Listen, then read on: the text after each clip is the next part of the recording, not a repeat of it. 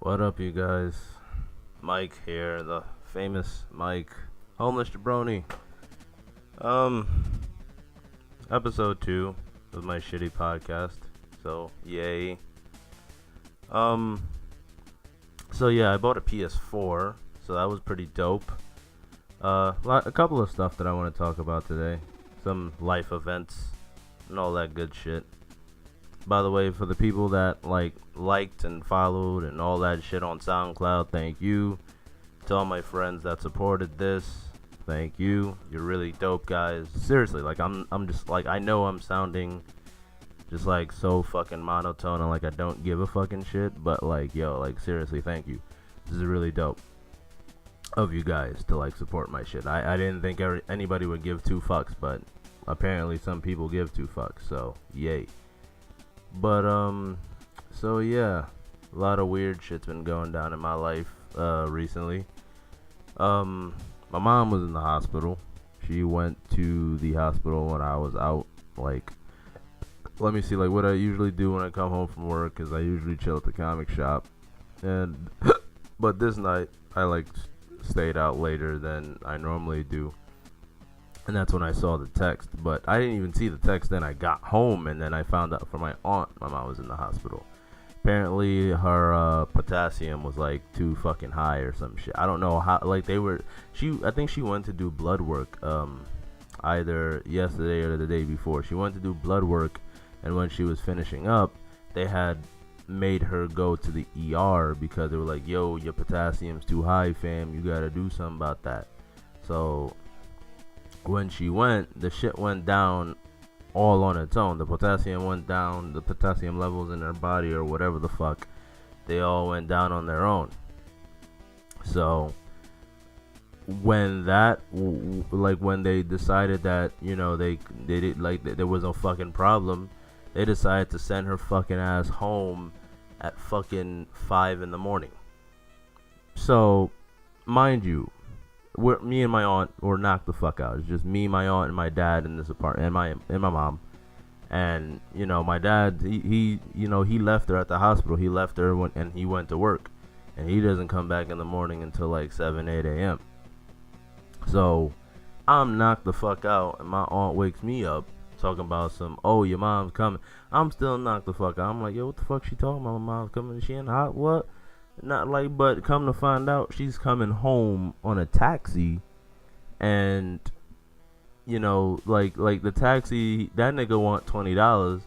I don't know for what, cause my mom, she has a lot of shit, guys. She has glaucoma. If you don't know, that's a hereditary thing with vision. It impairs your vision dumb hard. My mom's legally blind. She has neuropathy in her legs, meaning she has bad nerves. It's sort of like fibromyalgia. She has diabetes, high blood pressure. You name it, she has it. She her kidneys are also operating at fucking 50%. So there's that. But usually when my mom walks, because of the neuropathy, and she can't really feel where she's going. Plus, my mom's fucking 400, 500 fucking. That's an exaggeration. She's 300. It's still fat as fuck though. But she's that many pounds. So when she walks, she normally needs a brace. So when I'm going out there to her wheelchair is all broken down and shit. To get in to make it transportable into a vehicle, you have to break her big ass wheelchair down. It's a big ass wheelchair because my mom's a big ass woman. But this taxi nigga, he's not doing shit. He's just standing up there looking at her, and I'm like, yo, what the fuck, fam? And I'm helping her. He's not doing shit. He's like, oh, I gotta pick up somebody else. It was some fucking immigrant Mexican nigga. I don't know. That shit got me tight. I don't give a fuck if it's not his job to help. You lose all objectivity when certain things come. I know this is gonna sound cheesy as fuck. That's why I'm I refrained for a minute. But when certain things come to friends, family, loved ones, significant others, that type of thing, you lose objectivity a little bit. And I don't give a fuck. Yo, fam, I was yo, I hope he wasn't expecting no tip. Cause he definitely wasn't getting one. That nigga can't speak English, and he didn't lift a fucking finger. Fuck that nigga. I hope his whole fams get deported, fam. But yeah, so we brought my mother inside, and that's the end of the story there. But yeah, the reason why she was discharged and sent fucking home, because she can't stay there overnight, because they really provided no billable service, and our insurance couldn't really cover it. So because again, they didn't really do shit, they didn't provide no real service, so they sent her ass home. I'm like that, and that shit got me tight. I was like, yo, there's something seriously wrong with our healthcare system. I was like, why would you, in all good conscience, let this woman come home on a taxi 5 a.m. and niggas is sleeping? Any sane person would be fucking sleeping. If you work full time, you're sleeping at 5 a.m. You're not getting up until literally the minute before it's time to dip out your house for work. And you sending my mom's home at 5 a.m. I couldn't sleep for the rest of the fucking... that shit fucked up my Friday, fam. Because I went into work all fucked up and shit. And it leads to this next part. I usually drink these Starbucks espresso double shots, and I knew it. If I drink 2 of them back to back, it usually fucks with me. But today, oh my god, fam! I thought I was going to die. I had a really bad stomach ache, guys. I almost thought I couldn't record this shit tonight. It's midnight, because everybody's sleeping. I almost thought I couldn't record this shit. So I was like, it was really, Pepto-Bismol. I owe Pepto-Bismol my life on so many fucking occasions. You guys don't fucking know, man. That that pink Majin Buu jizz, it saved my life. I'm mad I said purple. I should really stab myself. It's Pepto-fucking-Bismol. Anyway. But yeah, I thought I was fucking dying, son. Oh my god. So I had some really bad stomach pain for a hot second, but I'm gooch now. Bought a PS4, so that's really dope. Yo, funny little story, so I'm in GameStop, which I fucking hate GameStop because it's the establishment. It's the man, right? So I'm in GameStop, and I usually, my comic shop, it also doubles as a skateboard shop, as a video game shop, and it sells Magic cards, Yu-Gi-Oh. It sells, it does a lot of shit. It's a little bit of a jack of all trades, master of none situation.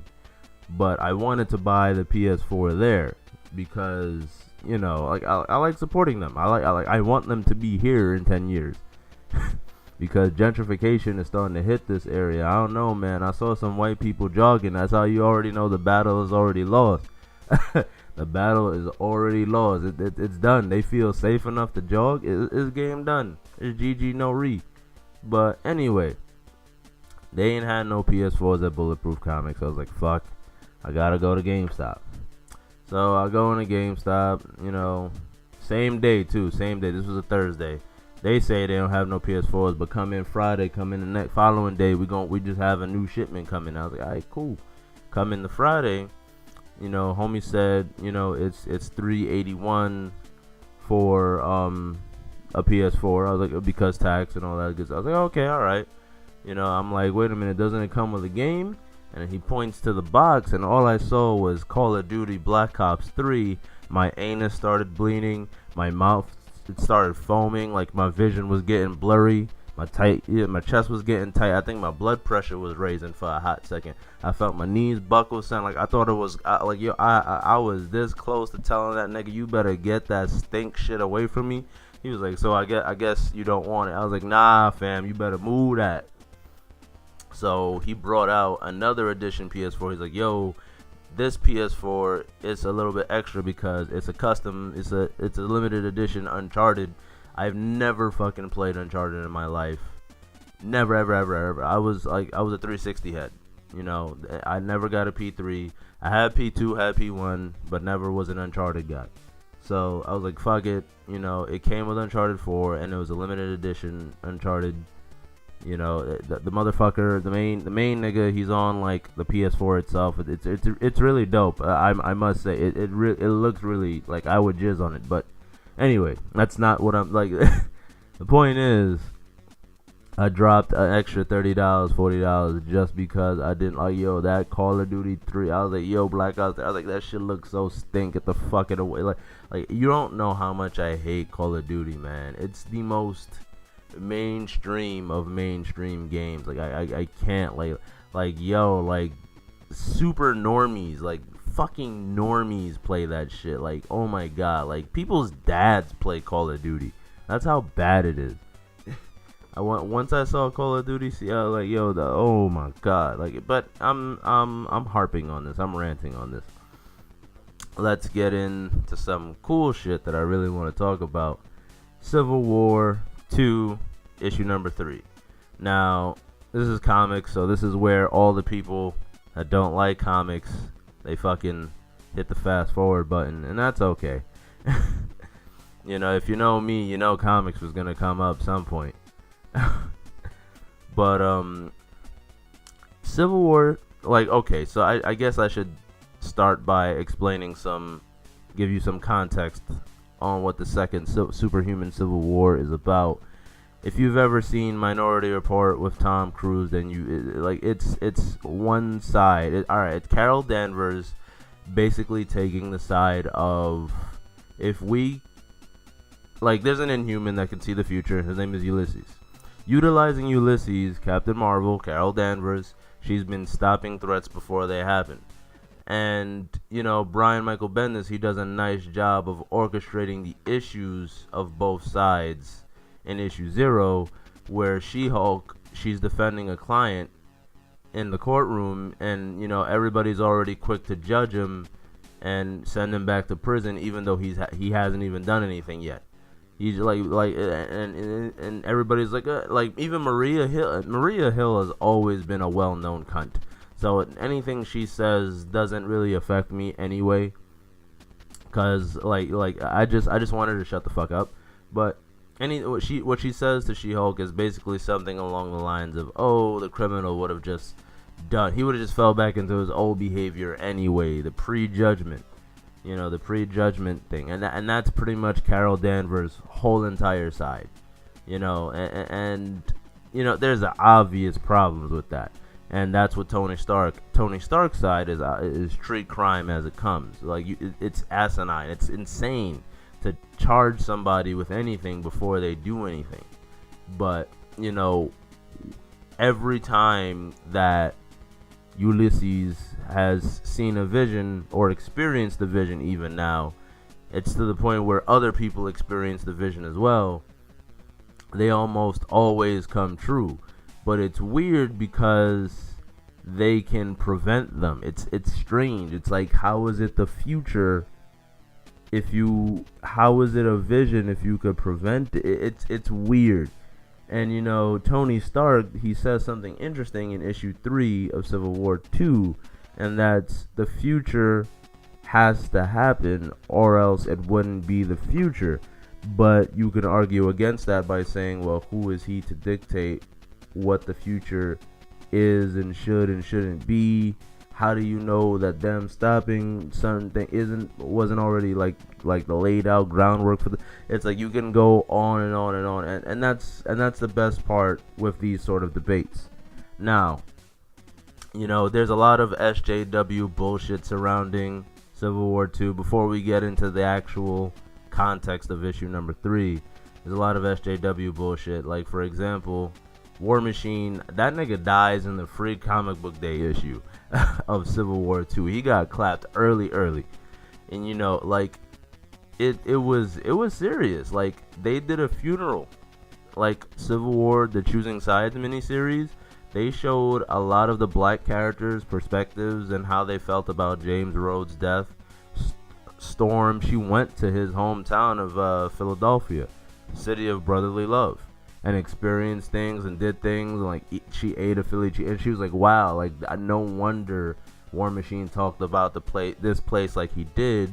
This place is awesome. Like, yo, Storm is really dope.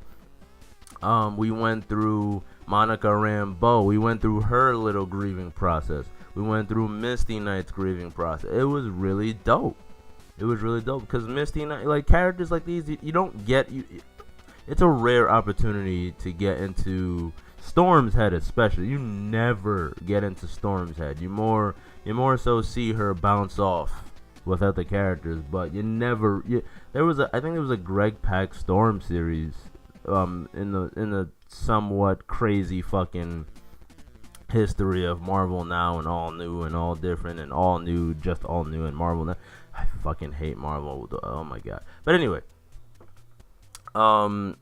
it's really interesting because you see there's a lot of articles popping up stating things like, oh, Marvel is racist and they're killing off all the black heroes and this and this and this and it's like, listen, trust me, if it's anything Marvel is trying to prove to you is that they're not racist. They're going out of your way to hold the penis of the minorities. They're going out of their way to squeeze the ball sacks of the minorities. Like, Jesus Christ, there's an Asian giant man coming. You got Miles Morales, about to get up in that Gwen Stacy poon. Like, dude, like, it's what a time to be alive. You got Amadeus Cho as the Hulk. Like, I don't even know who that was for. Like, okay, I'm not saying Asians don't read comics, but that's such a... And it's great that we touch on Amadeus Cho because, again, the context of Civil War 3. So, spoilers. I'm spoiling the shit out of this. I should have brought that up years ago, but spoilers. I'm sorry if you felt spoiled. Fuck you. Bruce Banner dies. So, it's really interesting. Now, I haven't been reading the Totally Awesome Hulk, and even though it's the homie Greg Pak, I fucking love you. You know that shit, man. I saw you at Special Edition NYC, you my nigga.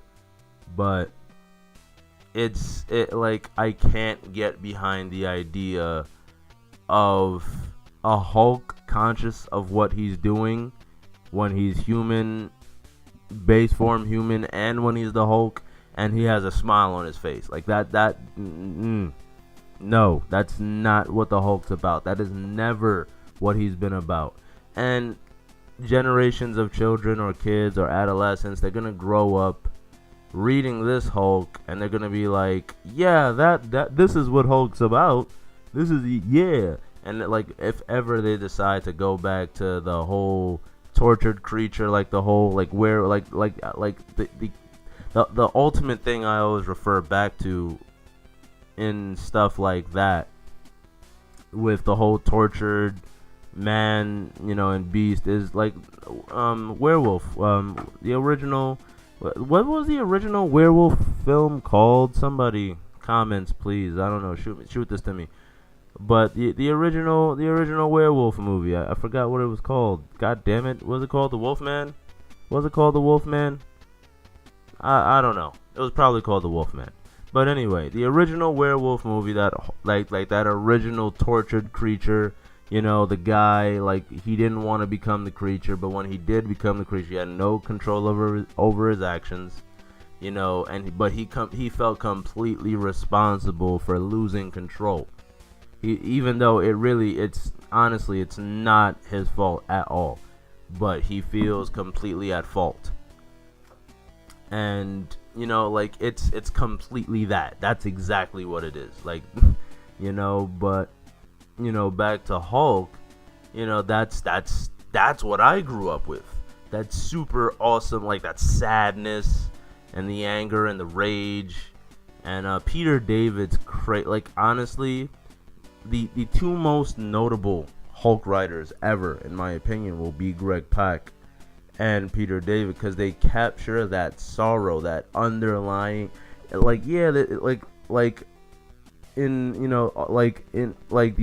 big selling point of Hulk is anger, rage, big giant weird fights. Yeah, that's the selling point of Hulk, but there's that underlying tone of like, this is a sad ass story in actuality. And the two best writers I feel capture that the best is Greg Pak and Peter David. Greg Pak with the whole Planet Hulk and the World War Hulk storylines captures that perfectly.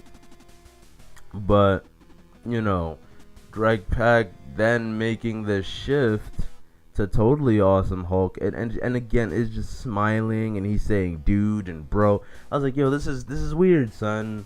This is some fuck shit. This is weird, son. Like, why does he have a smile on his face? Like, it's fucking weird. I'm sorry, I can't get down with this. I can't get down with this. How the fuck am I supposed to sleep at night when I know that the Hulk has a smile on his face?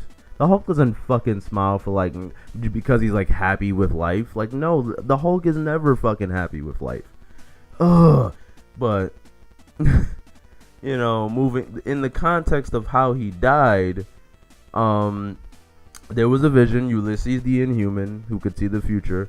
There was a vision where Hulk would kill a whole... He wouldn't... Well, we don't know the context of the vision. All we know is that all those Avengers and everybody that was present, Inhumans, X-Men, whoever was present around Ulysses at the time, they all experienced this vision, and it was the Hulk just basically fucking shit up. Now, we learn that Bruce Banner has been experimenting on himself to keep the Hulk at bay, or at least to keep the Hulk away. But, you know, it wasn't seeming that way at first, because they all show up to Bruce Banner's crib, because, again, they experienced the vision. Hawkeye in particular. Hawkeye got clapped in the vision. You know, so, like, everybody was like, yo, we need to stop this, nigga, because if this is the rampage that claps everybody, oh, no. So, you know, they all show up to Bruce Banner's house, and Tony Stark is like, Bruce, first nigga, actually, like, in the last page of Civil War 2, number 2, Carol Danvers is the first one to show up, and like, she's like, yo, my nigga, what you working on, though? Like, all fucking confrontational and shit. But Tony Stark is the one that's like, yo, fam, I'm gonna need you to be, like, real chill about this shit, because some shit's about to go down. And Bruce Banner's like, yo, what the fuck you talking about? Goes outside. The whole squad is outside mobbing, son. I'm talking about the squad. Like, everybody that's affiliated with everybody that's relevant to All New, All Different Marvel is outside of Bruce Banner's house. All New, All Different Avengers, fucking Spider-Man, all new, all different it up, the whole fucking costume and everything. Like everybody's outside Bruce Banner's house. And, you know, they're arguing, and Hank McCoy, he hacks into Bruce Banner's computer, and he finds out the Gamma experience, and Bruce Banner's like, yo, wait, fam, chill. I was trying to keep the Hulk at bay and this, and like Bruce Banner's raising his voice, and he's getting tight. But next thing you know, all we see is an arrow come out of nowhere and just fucking shink kills Bruce Banner. So I was sad, boy. I should have first of all, Bruce Banner lived probably the most fucked up life out of all the Avengers. Like, out of all of the Avengers, and he's a founding member too. Like, yo, like, he probably led the most fucked up life. Like, and he died on such a fucked up note. It, like, yo, that shit was so sad. So when he died, I'm just like, dude, I should have appreciated you more. I should have read that bum ass Doc Green Hulk series. I should have read it. Like, I should have appreciated you. How could I let you go? Why did oh my god. And the thing is, like, a couple of months ago, before Civil War 2 was actually a thing, there was a little meeting between all the writers about who should be killed off. And originally, not originally, but one of the ideas was Peter Parker, and Dan Slott was like, fuck no. I got plans for the homie. So thank you, Dan Slott. Shout out to Dan Slott for keeping Peter Parker alive, because if he would have died again, I don't know what I would have done. Like, I would have started flipping tables. But I think in terms of choosing a candidate to die, they chose well, because Bruce Banner, he's out of the picture. You know, he's not really in, from what I've seen, like in previews and shit, he's not really in. Yeah, like as a matter of, like, it took us mad long to find out what even happened to the nigga after, you know, the Doc Green series ended and this one started. So it took us a hella minute to find out. But you know, we find out in the rest of the issue, Civil War 2 issue 3, that it was Hawkeye who killed Bruce Banner. And not only did he kill him, Bruce Banner himself orchestrated or gave Hawkeye the means to do so. He designed the arrow that killed him, and he was like, yo, fam, if ever, like, the Hulk is not coming back, you never could, you gotta be the one. And Hawkeye's like, yo, why me? He's like, because I know you could live with it. And he's like, that's kind of an insult. He's like, trust me, it's not. So, he kills him. And by the way, I didn't mention this because, like, it would have fucked with the narrative of how I was telling this. But the way they tell the story in issue 3 is it already happened, and they're backtracking via in the courtroom and Matt Murdock, interrogating them, asking them, questions, interrogative statements, if you will, which was a brilliant way to incorporate Daredevil. There's a lot of courtroom stuff. And I like that. Bendis so far is doing a great job, I think. He's balancing personalities really, really well. And he's like the only one that I would say was probably a little tiny bit off was Karnak, because he made him seem like a little incapable. Like Tony Stark did away with him, I feel, too easily. So, but maybe legitly, like, Karnak couldn't find any weakness in his armor at that point in time. So, can't really say shit, because his power is more metaphysical than physical. It's a concept more than anything.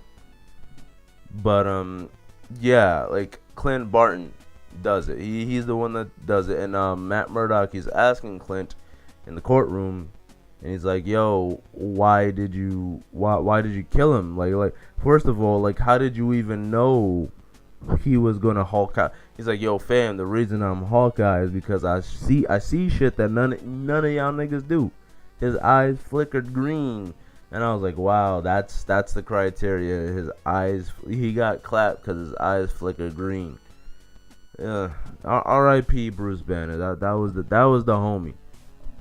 So I'm very curious to see what the next issue of Civil War 2 holds, or has for us. I'm really, really excited for the next installment of that.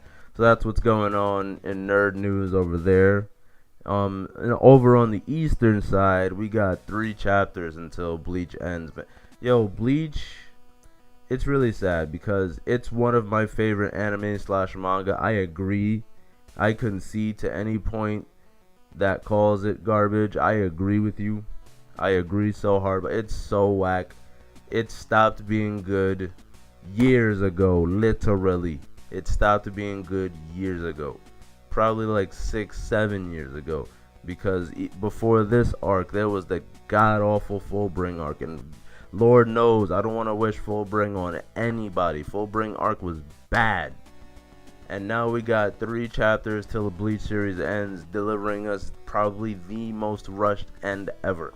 First of all, the way the final fights, quote unquote, is happening, it's like, dude, if there's 3 chapters left, like, yo, y'all shouldn't even be fighting. Like, y'all should already been doing some aftermath. How can you be ending a series in 3 chapters?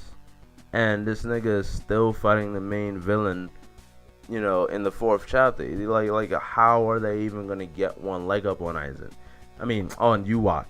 Aizen's there. Aizen can fucking get, like, he's one of the war potentials, and he's up out the fucking chair, son. That's a monumentous occasion. He's up out the fucking seat. Aizen is back in business. He's the OG. And like he's gonna be fighting Ewok alongside Renji and Ichigo. I don't know why Renji's there, but like I'm not shitting on him. I feel like he gets a lot of shittingness on. I don't know, made up a word, but I feel like he gets shitted on a lot, and I'm like, not like, yo, he's legit captain level now. His Bankai is legit captain level. Before it wasn't. He was Zabimaru, but this new Zabimaru Bankai, it's captain level. He's type boss. I'm not gonna sit here and say I don't admire Renji for some, like, for whatever reason. The nigga's type boss. Like I admit it. On top of that, I'm just really, really upset that Bleach is gonna end and we're not even gonna get anything close resembling an explanation for Kenpachi's Bankai. Like, literally, he could do some random fucking Bleach throwaway guide, and he could explain it away there with some, nonsense. But it's really, really fucking sad that we're never gonna understand really what Kenpachi's Bankai is, and it gets me tight. Cause he looked like some red Oni type of shit. I like Yachiru. She was his, but like yo, what? But she has her own Shikai. Like, how is she his? Like, dude, what? Like, that's never going to get explained. Like, sit down and think about that shit. That's never gonna get an explanation. But the way things are moving now, the only hope I can, bring to anybody is to try to hope for a second Bleach series, like I don't know, like a Naruto Gaiden or a Boruto. Like, try to hope for that. Maybe Shonen will be willing, because if Shonen Jump is down for Boruto, I mean, that means it must be making some bank. It has to be, so there's that, like, so I'm just like really, really, like, I'm a mix of emotions, man. I'm sad, I'm confused, I'm happy, I'm relieved, like all those things. And this is just Bleach. I'm not even talking about my mom getting sick, like, which I should be feeling all those things, but like I'm just like, yeah, I need to sleep, like, but like, like, yeah, like I never felt, a way about that, but with Bleach, I don't know, man. I don't know. But moving on to another story. This one's actually pretty funny. For those of you that live in New York, I don't know who's gonna listen to this and they're from like some other fucking part of the world. You need to like fucking tat NYC on your balls just for like listening to this and not being from NYC. Just go to your nearest tattoo parlor and tattoo NYC on your ball sack. If you're a chick, and tattoo that shit on your butthole. Alright, so we can move on with this. So yeah, next story was interesting because I was on Facebook and I seen that, Pix11 shared an article. It was like, yo, some nigga died in XYZ part of Queens. He's 23 years old. I'm like, yo, that's the same age as my boy. Tagged him in. I was like, yo, it was probably my boy. Cause I'm fucked up, like I do shit like that, but then I thought about it. I was like, yo, what if he died and the feds roll up in my crib for me saying that dumb shit? I was like, yo, Daniel, yo, shout out to Daniel, shout out to Daniel. I thought you was dead, fam. I thought you was dead. Shout out to Daniel. Like, yo, I really thought he was dead for a minute. But so that was a little funny little interaction.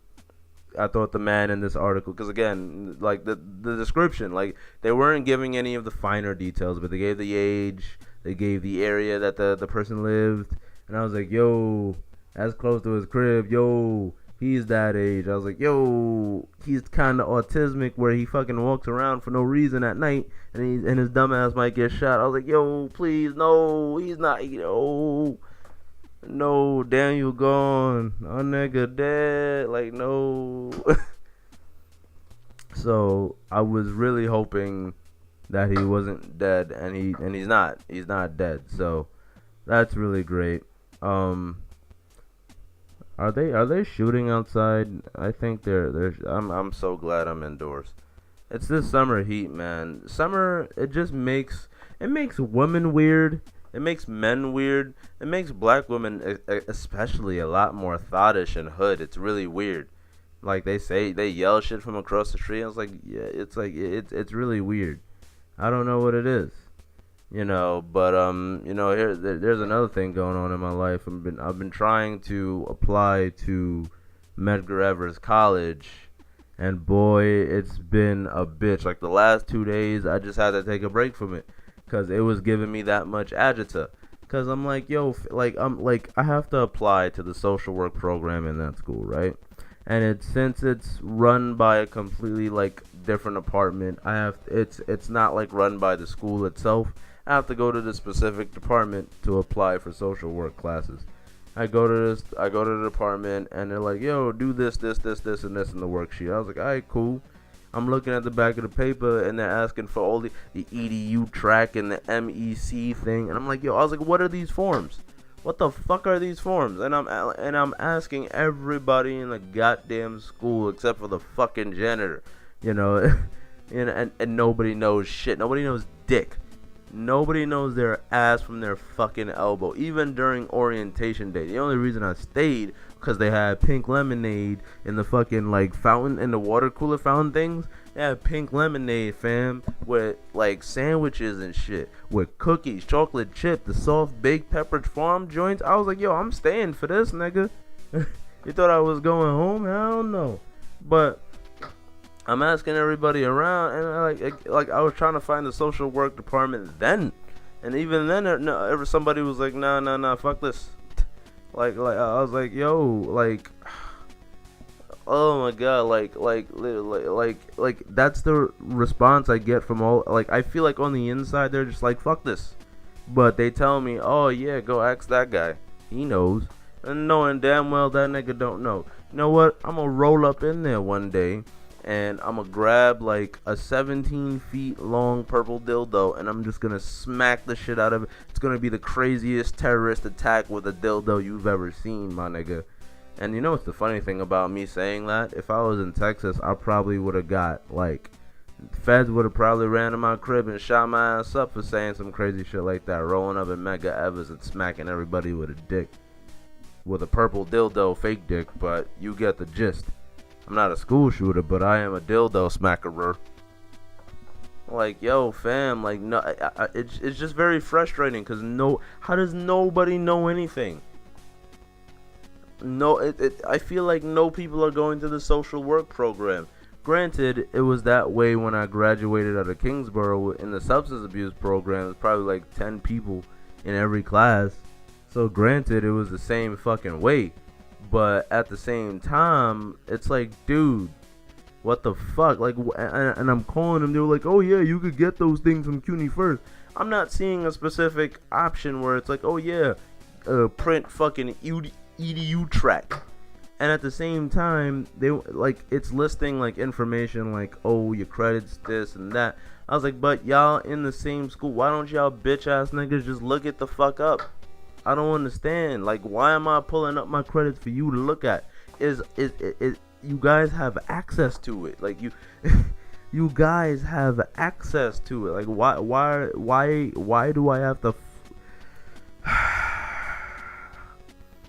I don't even know if I'm gonna be like, yo, and I got jury duty coming up, fam. Oh no, like, I don't even know if I'm gonna be going to that school this semester because of the bullshit. Like, oh my god, like, it's too much of a pain in the fucking dick. It really is. And I don't know why it's so much of a fucking pain in the dick. And it's funny. It's kind of funny because, you know, I'm saying that I'm going to go in there and smack them around with a fake dick. But I'm saying it's a pain in my dick. I don't know. I have, you know, maybe I have some weird hang up about dicks. But, yeah, man. Anyway. What else have I been doing lately? I've been listening to a lot of modern day indie rap. Indie rap nowadays is really fucking cool, man, because you have this new generation of rappers that don't utilize the chorus factor. Like, the chorus is all but forgotten when it comes to these new, I wouldn't even call them underground. I would straight up just call them indie. Because they're so fringe and they're so different. Like, they're so I wouldn't even call these niggas underground because they have a social media presence. Like Bones. That nigga, like, yo, a lot of people know who Bones is. Like, if you're into rap, especially like that weird indie / underground market, like, you know who Bones is. You know, and like, that nigga has a social media presence. Young Lean, social media, and niggas share memes and photos about Young Lean all the time. Like yo, like, these niggas have, like, Young Lean though, he does have hooks. Sometimes he won't utilize them, sometimes he will, but for the most part, Young Lean does have hooks. But Suicide Boys, they're another group that utilizes the no hook thing going on. And I like the fact that a lot of their songs, Suicide Boys, Bones, Nasty Matt, a lot of the songs are like sort of directionless, so to speak. But when they speak, they give little tidbits, little droplets of who they are, so that when they say something that's like really disturbing or like, whoa, and then they go back to rhyming about some bullshit, and it's like, whoa, he got really real for a minute or two there. Holy shit. So, but like, I'm really liking this new job. I'm really excited for it because I think they're doing a fantastic job. Suicide Boys, Bones, Night Lavelle, Nasty Matt. Shout out to all y'all niggas. Y'all niggas is doing y'all niggas is doing God's work as far as I'm concerned. You know, and Bones, oh, you really doing God's work. You all them albums coming out free, boy. Oh man, I'm a file sharing god, son. Like, my problem is I love torrents too much. Like, I like, yo, I really do. Like, a lot of the videos and movies I saw over the years, like I'm pretty sure I have a hard drive with everything ever on it. I don't know where the fuck it is though. Probably I don't know where the fuck it is. But like, who like in this double XL freshman year shit, Kodak Black, Lil Uzi, I'm listening to this shit. I'm like, yo, the only nigga that I find worthwhile out of everybody that was rapping in that double XL freshman year shit was Denzel Curry. Denzel Curry has some lyrical skill, plus he has a flow that I can tell that he sat down and worked on. Them other niggas is just like fuck niggas. They're straight up, they did the bare minimum. They adopted a flow that they knew was pretty much popular for its time, like Kodak Black and Uzi. They both have flows that's like, oh, this is like, they're like the average modern day rapper. That's pretty much them. They're the average modern day rappers, and like on mainstream radio. And you know, they got the hooks and they got the weird flow. They got not the weird flow, but mainstream flow. And like, but like, if you want weird flow, again, Suicide Boys, Young Lean, Bones. I could go all day. Those are the niggas you go to when you want weird music, and they're all the more awesome for it because you feel the love when you support them. You feel the fucking love when you support niggas like this, and they really need support. Like, because oh my god, like I would so much rather Suicide Boys and fucking Soulja Boy. Please, God, we don't need any more Soulja Boys. If there's another Soulja Boy on this planet, just promise me, God, you'll strike me and that nigga down. We both need to go after that shit. But I think I'm done. I'm talking myself into a dizzy haze. It's like 12:45 in the morning, and I've been losing sleep throughout the week. Working full time is truly a bitch, guys. Don't ever do it. The only reason I did it was because $16.85 an hour is what? I was trapping when I heard that shit, boy. I was like $16.85. What? 35K? Yeah, nigga, what? I just bought my P4, boy. You know, like, so, like, maybe next time I'll talk a little bit about Uncharted 4 and how I feel about it. Also, some games I want to get for P4 are Doom, because I was a really big Doom head when I was a kid. My dad, he had Doom for Windows 95 on a PC, and as a kid, I used to play Doom all the fucking time. Doom came out, and Doom 2 he also had on the PC, so like like I could tell like the graphics were just updated like slightly, and they added more monsters, and they made it a little bit harder. But what I'm trying to say is Doom is fucking life, and I'm so getting that game. Overwatch, getting that game. One Piece Burning Blood, getting that fucking game. The original reason I bought the P4 was like so I could wait in the night for Kingdom Hearts 3. I'll be waiting in the night for that game. So those are just some games that I'm looking forward to for P4, and hopefully when next paycheck come through, shit, I might be able to get it now. I'll probably get Doom, and yeah, I'll fucking spank everybody. I'll spank my coworkers and like Doom and Street Fighter and all that other fuck shit niggas be playing. Anyway, I'm homeless jabroni. You guys know me as Michael as well. You guys have a fucking blessed night. Even though I'm an agnostic, really, I shouldn't have never said blessed night. Fuck you guys. That's a lot better. Fuck you. Fuck each and every one of you for listening to this podcast. And that's my time. I'm signing off and going dark. See ya, bitches.